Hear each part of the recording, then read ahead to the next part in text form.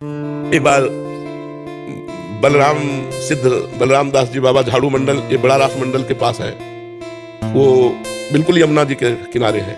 वहाँ माताएं बहनें यमुना स्नान कर रही थी और वो वृद्ध संत बैठे भजन कर रहे थे। तो उनकी दृष्टि किसी माता बहन के शरीर पे गई तो काम वेदना जागृत हो गई। अब वो सच्चे महात्मा उठे, आए, अपने सब शिष्यों को बुलाया तो कहा आज हम प्राण त्याग देंगे। तो कहा क्यों महाराज जी, ऐसा क्या हो गया?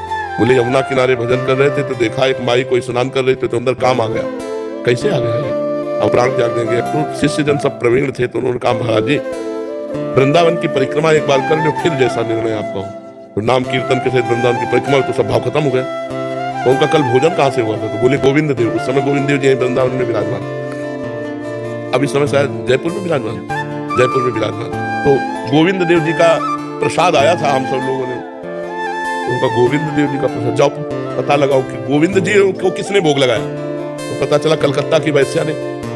बोले इसीलिए हमारे अंदर काम भाव है। कलकत्ता की वैश्यावृत्ति से कमाया हुआ धन और उसे गोविंद देव जी का भोग लगा। तो गोविंद देव जी तो भगवान है, लेकिन अपने लोग तो वो बहुत गुस्सा हुए गए गोविंद देव जी के मंदिर में और कहा प्रसाद ना पावे तो अपमान होता है प्रसाद का, और प्रसाद पावे तो बुद्धि।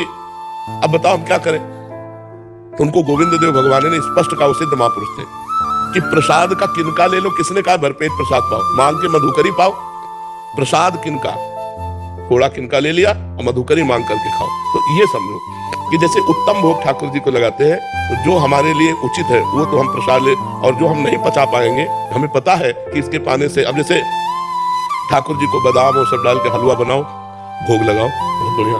लेकिन आप पूरा पा जाओ तो आप देखो, उसको पाके देखो कैसा लगता है। शरीर में ऊर्जा शक्ति बढ़ेगी, शरीर अन्य भोग वासनाओं की भी मांग करेगा। तो भोग लगाया, थोड़ा ले लिया, फिर गाय को पवा दिया। अपना जब निकले टहलने, कहीं बाहर निकले तो पात्र साथ रखा, जहां देखा गौएं हैं वहां उनको पवा दिया। ऐसा करना।